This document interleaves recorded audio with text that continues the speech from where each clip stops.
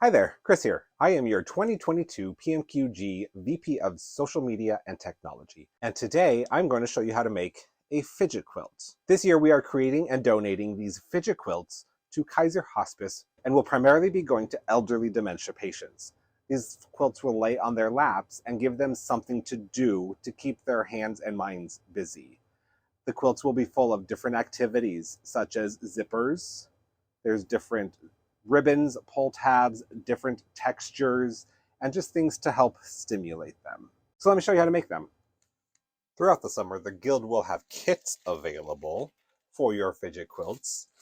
And in here, you'll find an assortment of little ribbons and bobs and zippers, a couple squares of fabric, different weights, textures, and then probably a backing of some sort. Most of the kits will have a backing that is fuzzy on one side and more slick on the other. When creating your fidget quilt, you'll want fuzzy side out to give grip when folks have it on their laps playing with it. All of the fabrics in the kit are somewhat rough cut. You will use them to create different squares and then trim them all to the same size. When creating your fidget quilts, you'll want to make sure you are working with polyester thread. These need to be very strong. Anything that you attach to them needs to be secure so it won't come off as folks are tugging on it, playing with it, etc. So make sure that you have 100% polyester thread. We recommend that when you're creating these quilts, we're going to make them 3 squares tall, 4 squares wide. So you can just kind of plan out how you want it. These are supposed to be stimulating for those using them. So don't worry too much about colors matching and blending. Contrast is good. You could see this here is like a corduroy. This is just a quilting cotton. This is an upholstery weight. There's also some knits mixed in. So just have fun with it. After we have embellished these squares, we will trim them down to size. So you'll have different things to embellish with that we will sew down. With the ribbons and zippers and yarns and strings, you can make loops to sew onto the edges. You can sew them straight across at different angles, keep them looser so that folks can play with them. There'll also be like beads and things that you can attach to them. And just get creative. So for this one, I have attached down the buckle on some ribbon, simply stitched it into place. I did make sure that one end was looser so that those with maybe a little less dexterity in their hands can have some room on there. Then buckle it in. All right, next let's attach a zipper. So for zippers, you will want to make sure that all edges are sewn down. We do want to make sure that this can't be pulled off by the user. I have a zipper attached. I just sewed down each side. I'm probably going to trim these to 5 inches square, so this is all well within that. I won't have to worry about it. But just attaching the 2 sides, I went down them each twice, so there's 2 rows of stitching. That is plenty secure that someone won't be able to rip this off when tugging on it to zip it up and down. Some zippers in the kits are longer, so they will need to be shortened. You can just sew back and forth a couple times over the teeth at the end to make sure that it doesn't fly off that side. You can also, for the longer zippers, once you've assembled your top, sew them down to cross over multiple squares. That is more than okay. Next, I am going to create a block with some of these flannel pieces. These are a little less than 5 inches, so I think I want some ridges sticking up in the seam so that folks can play with them. So I am going to take this, fold it over, and then sandwich it in the seam of these two yellow pieces. So I'm going to go sew this seam and be right back. All right, so what I did is I trapped that blue piece in the seam there and then just top stitched it to give a little bit of texture. It gives folks something to kind of stick their fingers in, play with, fidget with. So I have these little pieces of tube that I need to attach down. And for contrast's sake, I think I will put them on this block. I'm just going to tack them along the edges so that they are sure to get caught in the seam. All right, I've got those tacked down. I ended up getting them like twisted with each other. Figure that would give some entertainment to somebody who is fidgeting with this. I am going to now attach a few of these little pony beads with a piece of thin elastic. Each kit is different, so yours may not have beads, it may not have pom-poms or as much ribbon. We ask that you just be creative with what is in your kit and have fun with it. There's really no rules around this other than making sure that everything is very securely fastened with polyester thread. I think I will attach it to this piece. Since it is elastic, I won't need too much slack in there because someone will be able to pull on that. If you are attaching it with ribbon, just make sure that there is enough slack in there that folks can play with it. There we go. So I have some beads on elastic and there was extra elastic, so I just attached a piece on there.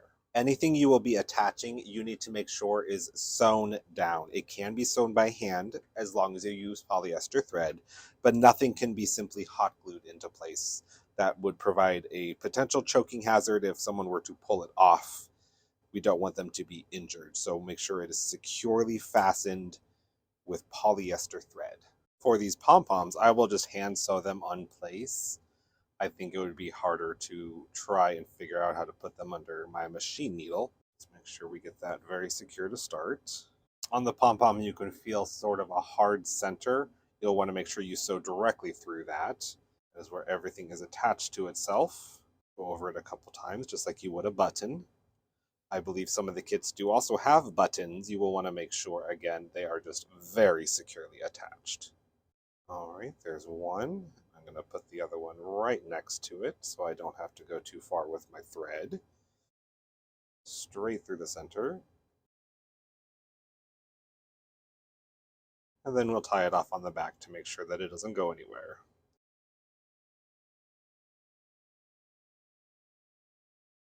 I am short a block here, so I'm going to grab one out of my stash.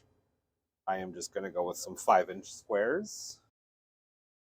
And with my remaining length of ribbon, I'm just going to create a couple tabs to sew onto the edges here. I think I'll make 4 tabs out of what is left. So each of these will just get folded in half and attached. All right, I've got little tabs attached. 2 of them I did shiny side out and 2 of them the underside out. Give a little difference in texture there. So now I'm ready to start assembling this. So first I am going to cut everything down to being a 5-inch square. They don't have to be perfect. This is for folks who, again, have dementia. Give them something to enrich their days, give them something to play with and fiddle with. So the key is just ensuring that it is well constructed, meaning that it is not going to come apart. You can use larger than a 1/4-inch seam if you're comfortable with that. Because we have attached unconventional items, I do not recommend ironing your seams because you could potentially melt some of these more plasticky pieces. You can finger press them or just not worry about which way your seams are going.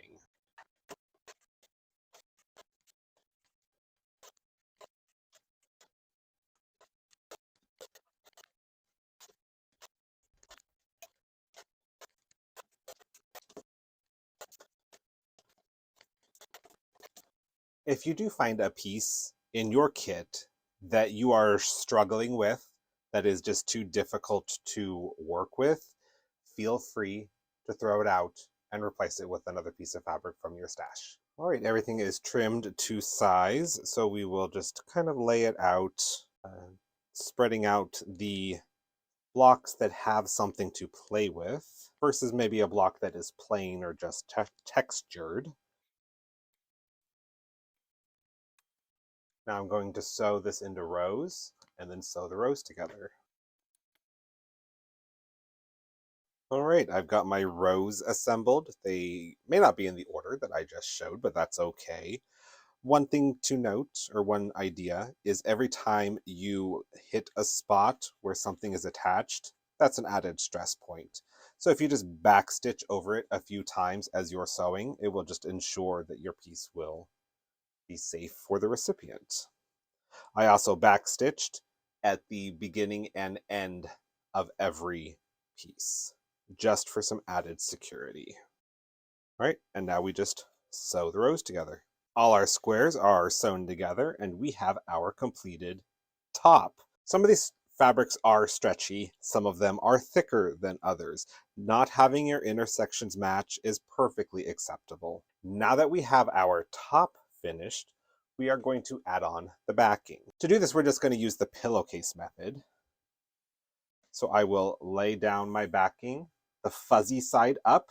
This will give it a little bit of grip when it's on somebody's lap. And then place my top right side down. If you like, you can pin this in place just to keep everything where it needs to be. But you will then stitch around all of these sides, leaving a gap so that you can turn it right side out. I am just going to add a couple pins here.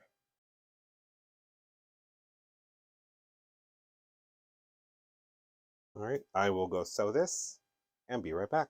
All right, everything is secured down. Just like the top pieces in your kit, the backing is oversized as well. So now we can trim this down. All right, here's where I left my opening to flip it right side out. Just reach in and grab a corner.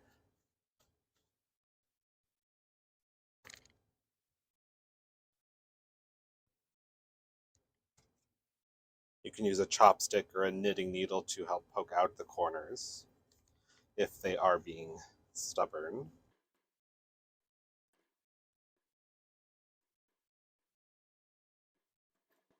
Now the final step, which will not only close up this hole, but also ensure that everything kind of stays flat and in place, is we are just going to top stitch about 1/8 of an inch from the edge, just to catch that fabric there and get that sealed. And then all the way around the perimeter, if you like, you can also top stitch where the blocks meet up, but that is not necessary. And here is our completed fidget quilt. It's got loops, it's got zippers, strings, buckles, hours of entertainment for those in need. If you have not already picked up a kit, check out the members only section on the website to find out where you can get one. And thank you for helping us reach our goal for these fidget quilt kits.